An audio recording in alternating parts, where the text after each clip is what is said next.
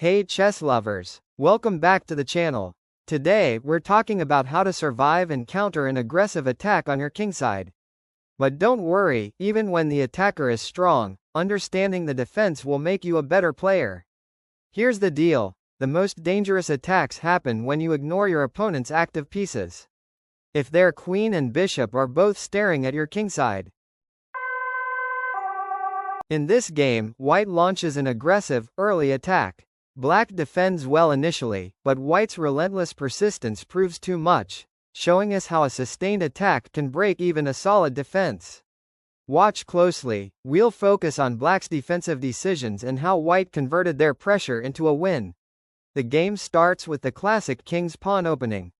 White immediately brings out the queen to h5, an aggressive move that attacks the weak f7 pawn. Black's knight to c6 is the best defense, developing a piece and protecting the pawn. White's bishop to c4 aims right at f7. This is the scholar's mate setup. Black correctly plays the pawn to g6, kicking the queen and forcing white to move. White's queen moves back to f3, still maintaining the pressure. Black's knight to f6 continues the solid defense and develops another piece. White plays knight to e2 and black continues to develop their bishop to g7 and castles, getting the king to safety. This is our first golden rule: get your king safe. The game sees an early queen trade, which usually relieves pressure, but white's position is still strong. After the exchange, white maneuvers their knight to d5, gaining a strong central outpost. Black is forced to defend passively. White then castles queenside, lining up the rook against the center. Now in the middle game, black needs to find counterplay, but instead, tries to simplify. Black responds with na5, trying to harass white's bishop. After a few trades, white's knight jumps to e3, and soon after, the key moment arrives with bishop. White recaptures with the f-pawn, opening the f-file for rook activity. This is a classic idea. Sometimes you accept doubled pawns if it activates your rooks. White builds up pressure with rook to f1 and a pair of exchanges leaves the rooks doubled on the f-file. Then comes d4, opening the center. Watch carefully. After a sharp sequence, black plays bishop to d1.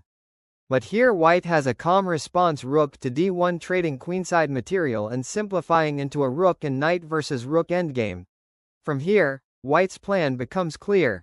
Centralize the knight and use pawns to squeeze black. Notice how the knight dances. e4, d6, c8. Beautiful maneuvering, targeting black's weak pawns.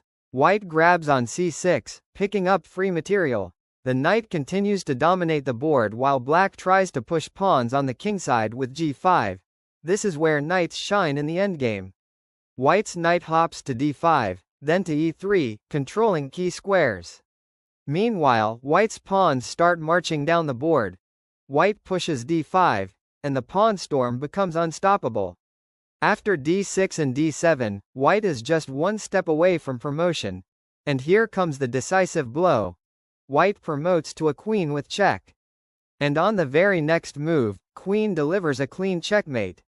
Notice how the game flowed. Queens and rooks were traded off early, but white's knight dominated the board, supporting the passed pawn all the way to promotion. This is a textbook example of converting small advantages into a winning endgame. This game shows us two things: a flawless attacking game by white, and a demonstration of how hard it is to defend a relentless pressure. Here are 3 golden rules for defending against aggression, inspired by black's struggles.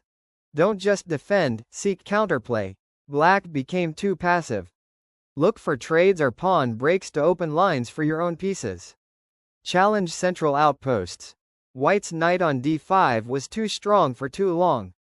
Challenge these strong enemy pieces to relieve pressure. Endgame caution. Black's king was not active enough.